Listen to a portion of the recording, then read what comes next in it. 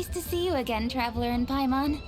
Oh, we're not interrupting anything, are we? Not at all. I wasn't in the middle of an interview or anything. I was just asking Miss Kuching about purchasing a kite. A kite? Are you buying some regional specialties to bring back to Fontaine? Well, yes. And... It seems you haven't heard yet. The theme of this year's lanternrite is kites. Oh, so that's why Paimon has seen so many floating in the sky. Liyue Harbor is always changing, so it is only fitting that lanternrite should change in turn. The Qixing believes it would benefit Liyue to build on our own cultural foundation by embracing the technologies of other nations. After all, it is said that the stones of another mountain may serve to better polish one's own jade. So, Ningguang organized a private meeting with Miss Charlotte to ask for her help in fostering cooperation with the right people. In the end, we decided to combine Liyue's traditional art of kite making with Fontaine's mechanical vertical lifting device. Mechanical lifting device? Sounds pretty impressive. But don't kites just use the wind to fly? Why would you— Well, you've actually just answered your own question, Paimon. How high and far a kite can fly depends as much on the weather conditions as on the skill of the person holding the string. But as soon as there's no wind, you can only flail about helplessly like a sweet flower medaka out of water. Experience doesn't matter at that point. Exactly. Liyue is now a nation ruled by humans, after all. It's about time we had the power to make a kite fly, don't you think? Plus, the easier we can make it to enjoy, the more people will want to participate. Right? I also thought it was a novel idea. Plus, it shouldn't cost much to do. With Miss Charlotte's help, everything has gone smoothly. Our new mechanical kites are already available to purchase from a stall in the harbor. We're having trouble keeping up with demand. We also gave quite a bit of thought to the price. We didn't want it to be too much more expensive than a traditional kite. Cool! Turns out you two and Ningguang like playing with toys just as much as Paimon! Toys? They're not exactly toys. You see, Miss Kuching, that does seem to be everyone's first reaction.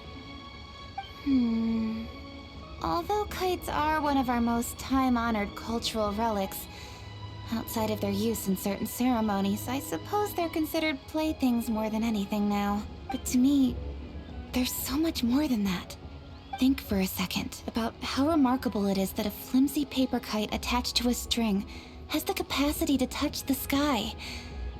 It is this slight piece of paper that also carries the weight of Liyue's cultural traditions.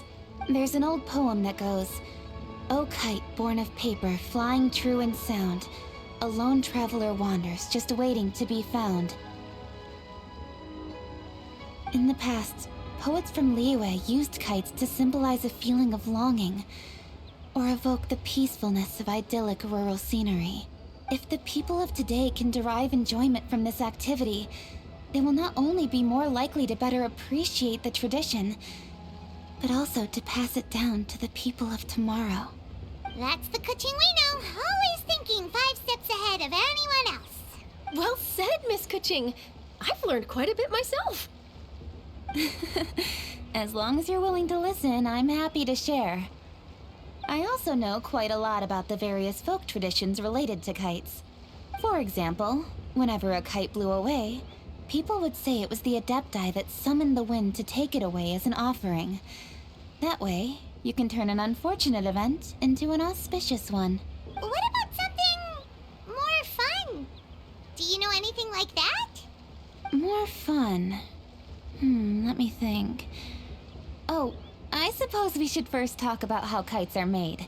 It's another one of our precious forms of traditional craftsmanship. My grandfather told me that, back when he was a boy, children learned the art of kite making step by step from their elders. First, you use the thin strips of bamboo to construct the frame. Then, you draw a design of your choice on a piece of paper, paste it onto the frame, and tie on the string. Then, you look towards the sky and release the kite to soar among the clouds. Some people write down certain names or desires on their kites, cut the string, and let them fly free. Others may place particular thoughts or meaning into the design itself. Are certain designs associated with certain meanings? I'm gonna jot all of this down. Well, for example, kites in the shape of a butterfly typically symbolize freedom, happiness, or the desire to break free. Fascinating. What else can you tell me? The scissor-tailed swallow is the most classic design. It symbolizes good fortune and joyful tidings. Different colors also have small variations in meaning. Are these commonly understood meanings and symbols in Liyue? Kind of like the language of flowers in Fontaine. I believe so. Most have probably heard something about it from their elders at some point. If you're interested, Miss Charlotte, I have several books on the topic that I could lend you. They could be a useful reference. That would be a huge help! Great! Looks like I've got the outline for quite the article on my hands. Perfect! We're gonna take a look around. Then I'll show Miss Charlotte to my home for a little while. I almost forgot. The Ministry of Civil Affairs is hosting a kite flying contest on the night of Lanternrite. If you're interested, you're more than welcome to bring a kite and participate. The rules are simple. Whoever flies their kite the highest and furthest within the time limit will receive a special honor along with a secret prize. I've already prepared more than enough empty film for the event. I can see the spectacle already. Oh, Paimon was on board the moment you said secret prize. Then I'll look forward to seeing your performance. You bet! See you then!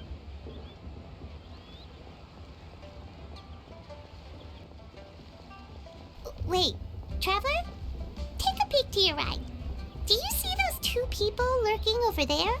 Is it just Paimon? Or were they staring at us the whole time we were talking to Kuching and Charlotte just now? They seem fishy. Great, so it wasn't just Paimon. Do you think they could be treasure hoarders? They always seem to be stirring up trouble during Lanternrite. Oh, Paimon's sick of waiting around for something bad to happen. We should strike first, you know. Foil their plans before they even begin. You go right, Paimon will go left.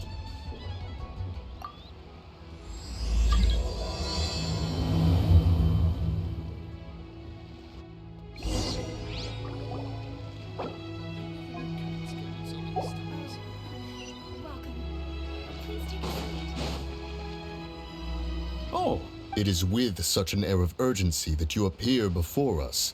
Your comportment suggests you believe us to have committed some heinous crime. Perhaps you could enlighten us as to your intentions. Whoa, where did this fuddy-duddy come from? You should be the one doing the enlightening, buddy. Don't think we didn't notice you eavesdropping. One look and we could tell you were up to no good. Tell us everything, starting with your name. One bears no secrets before two such as yourselves. You stand in the presence of the mighty and illuminated Adeptus, Mooncarver. For the purpose of this foray into the mortal realm, however, you may address one as Hojong. You kidding? That deer's got his head stuck so far up in the clouds, there's no way he'd humble himself down here with the rest of us. You may want to hold your tongue, Paimon. Don't think that Paimon is gonna believe you just because you know her name. Let Paimon guess. You're supposed to be Mountain Shaper, right? Indeed. Mooncarver and myself have descended upon the mortal realm for a visit. The two of you may call me Jiahu. Huh. Looks like you did your research. But in our experience, the harder you try to lead us on, the more likely it is that we've got a big fish on our hands. We'll go straight to the Millilith and have you arrested for impersonating a deaf guy. Preposterous! Utterly preposterous! Right. Tell us something that only an Adeptus would know. And it better not be some common knowledge that any person on the street could tell you. During the last Lanternrite, we gathered at Mount Hulao with Rex Lapis and made use of Cloud Retainer's supreme cuisine machine to prepare bamboo shoot soup. Perhaps you have some recollection? The flavor of that soup was more than enough to whet one's appetite. As such, Cloud Retainer assented to my use of the device beyond that singular occasion, providing other recipes to boot. Since then, one has dabbled in the pleasures of the culinary arts whenever time allows. Dabbled? Upon one's last sojourn to your mountain, did you not immediately attempt to hide the device behind a chunk of amber as soon as one's presence was known? Did one not speak up on your behalf but a moment ago? This is how you choose to repay that kindness? One is simply trying to emphasize the veracity of our claim. That does not mean you should reveal personal matters so readily. They might think one bears no difference from Cloud Retainer. Forget it. One does not have the breath to waste on such petty trifles. That might have been more detail than we needed. Seems like you two are the real deal, and Paimon sorry for suspecting you. But, for beings as forgiving as yourselves, this is just water under the bridge, right? You indeed have an agile mind. Cloud Retainer was not mistaken in her high estimation of you. Paimon's still curious about something. It's just, Paimon can understand why Mountain Shaper is here, but why did you decide to come to the city, Mooncarver? It's not really your thing, is it? It is but an inevitable eventuality. Long have the mountains remained strangely idle since Cloud Retainer's move to Liyue Harbor. With lanternrite near at hand, one would expect Cloud Retainer to provide us with an account of the festivities in advance. Yet to this day, she has failed to appear. Cloud Retainer is hardly the forgetful sort. One must never rest idle in the face of that which demands action. And since our acquaintances dwell in Liyue Harbor, we had to travel here in human form to avail ourselves of their aid, Cloud Retainers in this case. But a moment ago, one heard you speak of a mechanical kite of sorts. It appears the essence of the situation has hitherto revealed itself. Now it is time for one to retire back to one's abode. So, you're not looking for Cloud Retainer anymore? Perhaps there are aspects of Cloud Retainer's temperament that remain opaque to young Paimon. Given one's understanding, one can only imagine the anger that now consumes her. Cloud Retainer is of a proud and arrogant disposition. She holds the belief that her skill in mechanics surpasses that of all others. One can be quite certain it is hardly with an open mind that she regards the arrival of this new technology. One surmises that she has shut herself away, refused all company, and buried herself in the study of her own creations. To call on her would only invite her rebuke. However, if you do happen to cross paths with her over the next few days, do pass along one's regards. Sure, leave it to us. Have a safe trip back, enjoy the scenery, and happy lanternrite! Thank you for your kind words. We shall now depart. We got all worked up for nothing, huh? All that trouble and it turned out to be people we knew all along. Well, it's still pretty early. Let's head over and check out the kite stalls. Paimon wants to see what kinds of kites we can buy to use in the competition. The bigger and prettier, the better.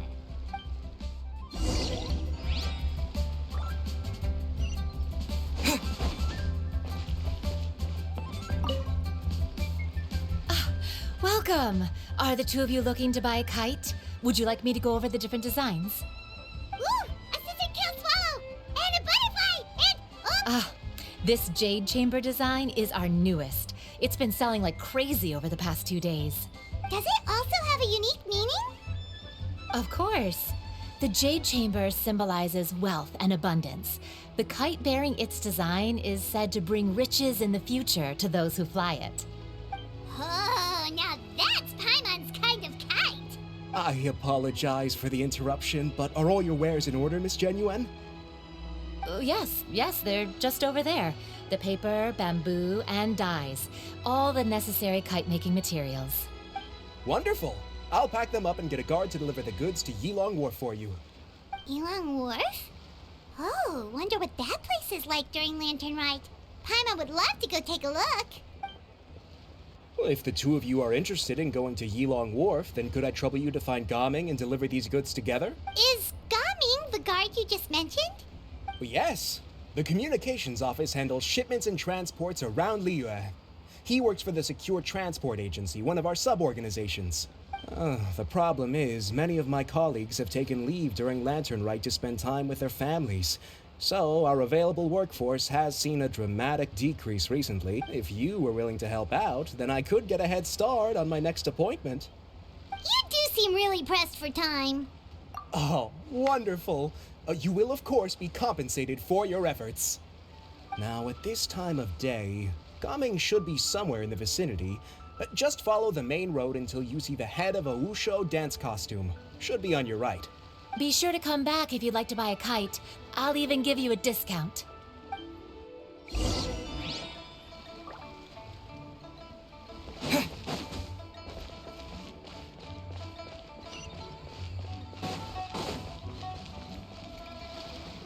Wait, I thought we had an agreement. Loser buys dim sum tomorrow? Look at you. Scowl like that for much longer and your face might stay that way. Hey now, don't be upset. How about this? You extend the invitation and I'll pay. No way, Gaming. You're always the one picking up the tab. I'm not trying to be a sore loser. I just didn't expect you to come from behind to win like that. That was nothing. All in a day's work, friend. Perfect, Gaming is here. Sorry to interrupt, Gaming. We just spoke to a guy from the communications office who needs you to deliver some goods to Ilang Wharf. Oh, it must have been Longzhou. Looks like I've got work. Gotta go. Sure, go do your thing. Let's have a rematch when you get back. I won't let you win so easily next time.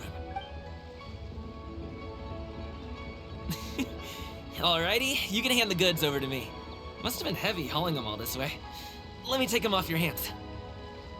It wasn't that bad. It's just some kite-making materials. Plus, we didn't have to walk very far. Kite-making materials. I see.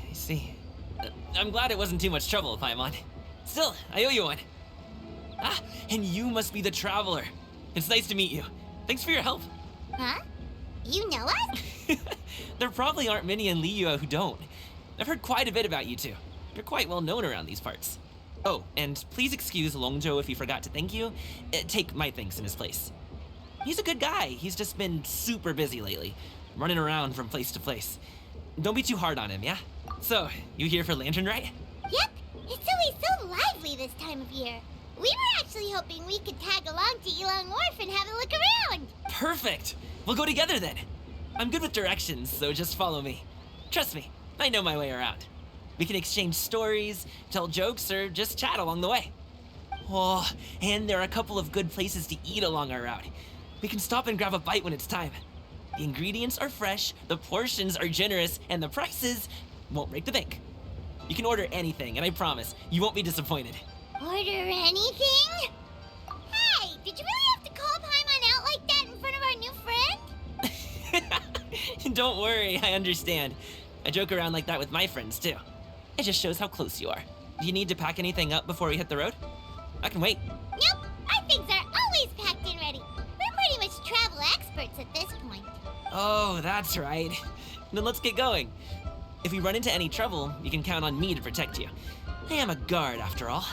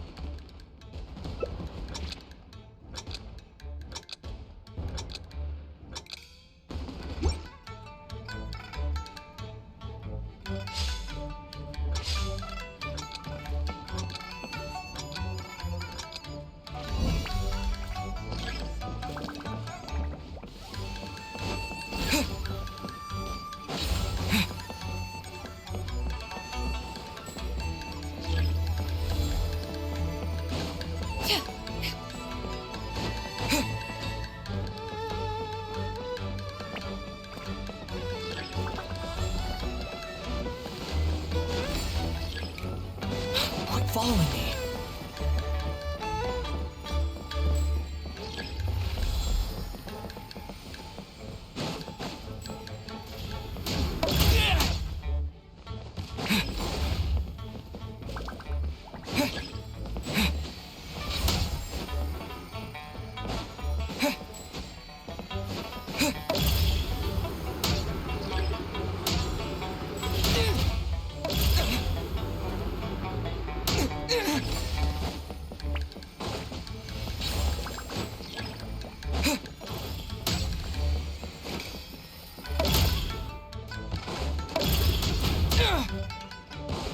Too slow.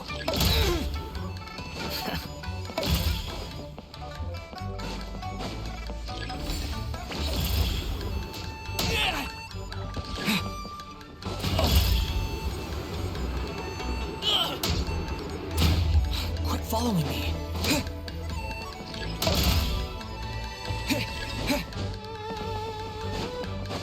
That's far.